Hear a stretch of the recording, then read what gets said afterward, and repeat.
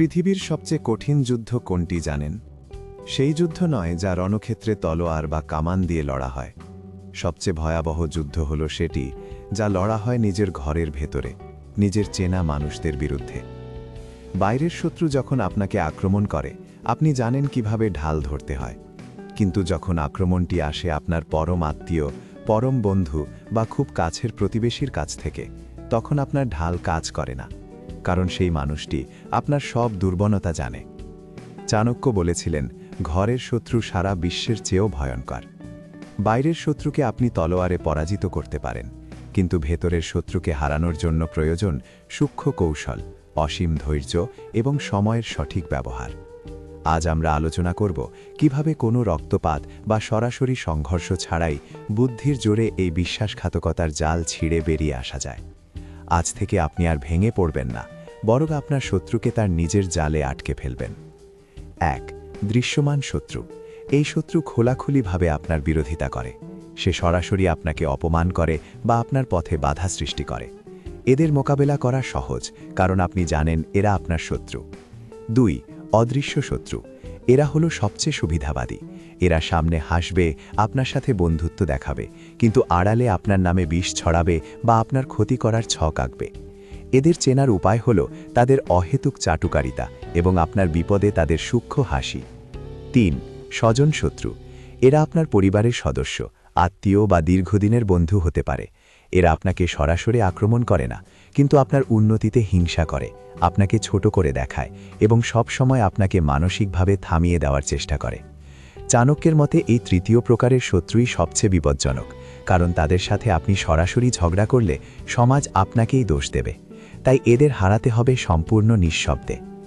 শত্রুকে লড়াই ছাড়া হারানোর প্রথম এবং প্রধান অস্ত্র হল নীরবতা।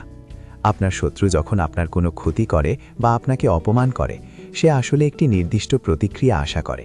সে চায় আপনি রেগে যান, চিৎকার করুন বা কান্নাকাটি করুন। আপনি যখন উত্তেজিত হন, তখন আপনি আপনার মস্তিষ্কের নিয়ন্ত্রণ হারান এবং ভুল সিদ্ধান্ত নেন, যা আপনার শত্রুকে আরও শক্তিশালী করে তোলে। কিন্তু আপনি যদি সম্পূর্ণ শান্ত থাকেন এবং তার উস্কানিগুলো অবলীলায় এড়িয়ে যান, তবে আপনার সেই নীরবতা শত্রুর মনে দাবানলের মতো জ্বলতে শুরু করবে।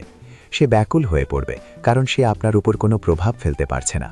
নীরবতা হলো এমন এক মারণাস্ত্র যা কোনো শব্দ না করেই শত্রুর আত্মবিশ্বাস গুঁড়িয়ে দেয়। প্রতিশোধ নিতে হলে আগে নিজেকে স্থির করুন। অস্থির মন কখনো বিজয়ী হতে পারে না। আমরা প্রায়ই একটি ভুল করি, শত্রুর কথা ভেবে আমরা আমাদের মূল্যবান শক্তি আর সময় নষ্ট করি। আপনি শত্রুর কথা যত বেশি ভাববেন, আপনি তাকে তত বেশি শক্তি দেবেন। চাণক্যের কৌশল হল শত্রুকে আপনার মন থেকে সম্পূর্ণভাবে মুছে ফেলা। তাকে শারীরিক এবং মানসিকভাবে এড়িয়ে চলুন। সে আপনার আত্মীয় হোক বা প্রতিবেশী, তার প্রতিটি পদক্ষেপকে গুরুত্ব দেওয়া বন্ধ করুন। যখন শত্রু দেখবে যে তার কোনো ষড়যন্ত্রই আপনার জীবনযাত্রায় কোনো প্রভাব ফেলছে না, তখন সে নিজে থেকেই একা হয়ে যাবে। আপনার এই উদাসীনতা তার জন্য সবচেয়ে বড় পরাজয়। নিজের মূল্যবান সময়টি নিজের উন্নতির পেছনে ব্যয় করুন। শত্রুর বিনাশ আপনার সাফল্যই করে দেবে। সরাসরি সংঘর্ষে যদি আপনি লড়েন, তবে শত্রু আরও সতর্ক হয়ে যাবে। কিন্তু যদি আপনি তার চিন্তাধারায় প্রভাব ফেলতে পারেন, তবে সে কোনোদিন জিততে পারবে না। চাণক্য বলেন, শত্রুর চিন্তা বা পদক্ষেপের বিপরীতে এমন প্রতিকৌশল দিতে হবে যেন সে বুঝতেও না পারে যে সে আপনার ফাঁদে পড়ছে। যেমন অফিসের কোনো কলিগ বা ঘরের কোনো সদস্য যদি আপনার বিরুদ্ধে কারো কাছে বিষ ঢালে, তবে সরাসরি ঝগড়া না করে তার সেই মিথ্যা কথাগুলোকেই সত্যের আলোয় সবার সামনে আনুন। এমন পরিস্থিতি তৈরি করুন যেন সে নিজেই নিজের মিথ্যার জালে জড়িয়ে পড়ে জনসম্মুখে হাসির পাত্র হয়।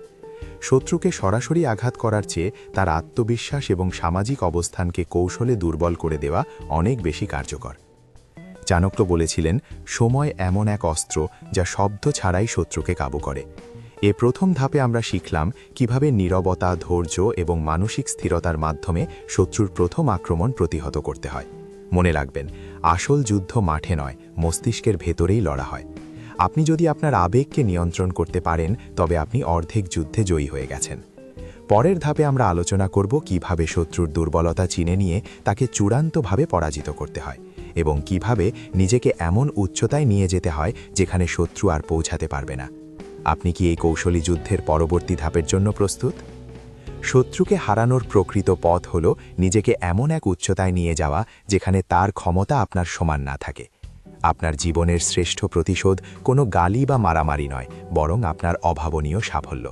যখন আপনি কঠোর পরিশ্রম এবং নিষ্ঠার মাধ্যমে নিজেকে এমন এক অবস্থানে নিয়ে যাবেন যেখানে শত্রু আপনাকে ছোঁয়ার সাহস পাবে না, তখনই আপনি প্রকৃত বিজেতা। আপনার সাফল্যই হবে শত্রুর জন্য সবচেয়ে বড় যন্ত্রণা। চাণক্য একটি চমৎকার উদাহরণ দিয়েছেন। যখন আপনি আগুনের মতো জ্বলে উঠবেন, তখন চারপাশের অন্ধকার নিজে থেকেই দূর হয়ে যাবে। অর্থাৎ আপনি যখন নিজের জ্ঞান, দক্ষতা এবং অবস্থানে উজ্জ্বল হয়ে উঠবেন, শত্রুর ষড়যন্ত্রের অন্ধকার নিজে থেকেই বিলীন হয়ে যাবে।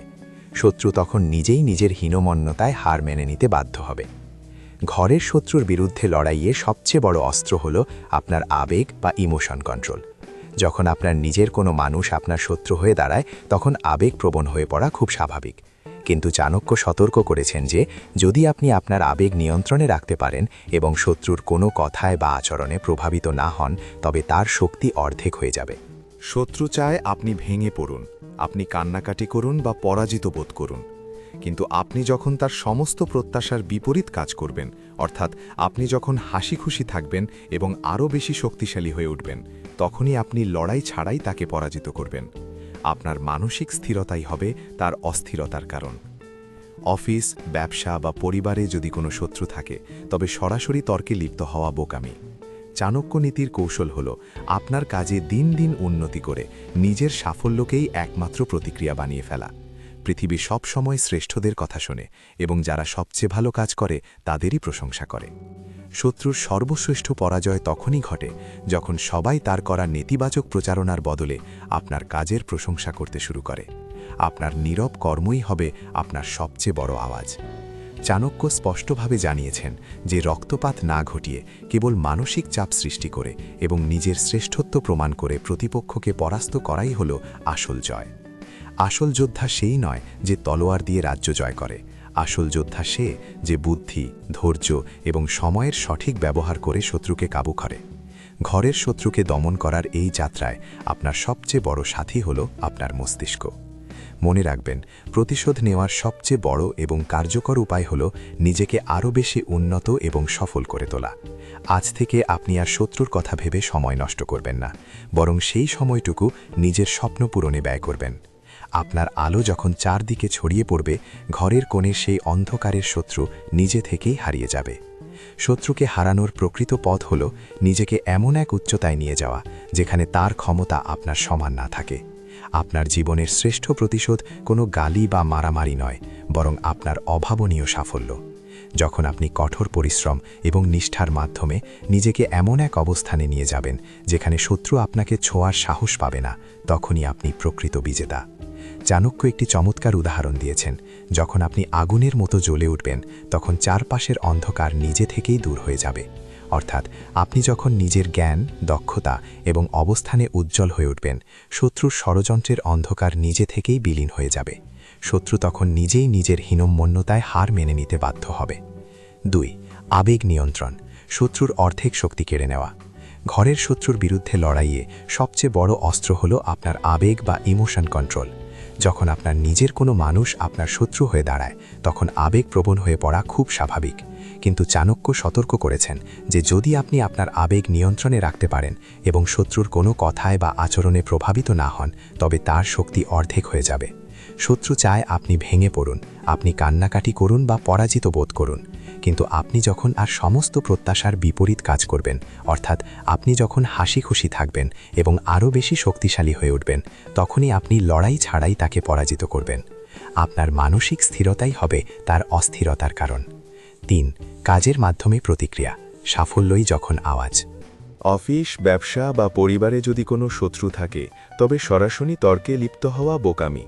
চাণক্য নীতির কৌশল হল আপনার কাজে দিন দিন উন্নতি করে নিজের সাফল্যকেই একমাত্র প্রতিক্রিয়া বানিয়ে ফেলা। পৃথিবী সব সময় শ্রেষ্ঠদের কথা শোনে এবং যারা সবচেয়ে ভালো কাজ করে তাদেরই প্রশংসা করে। শত্রুর সর্বশ্রেষ্ঠ পরাজয় তখনই ঘটে যখন সবাই তার করা নেতিবাচক প্রচারণার বদলে আপনার কাজের প্রশংসা করতে শুরু করে। আপনার নীরব কর্মই হবে আপনার সবচেয়ে বড় আওয়াজ।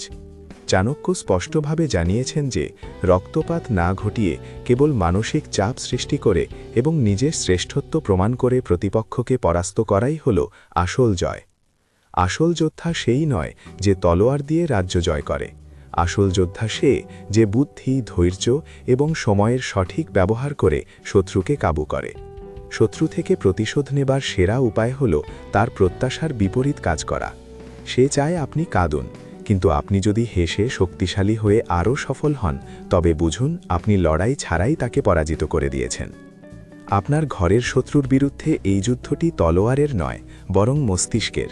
আজ থেকে আপনি আর শত্রুর কথা ভেবে সময় নষ্ট করবেন না, বরং সেই সময়টুকু নিজের স্বপ্ন পূরণে ব্যয় করবেন।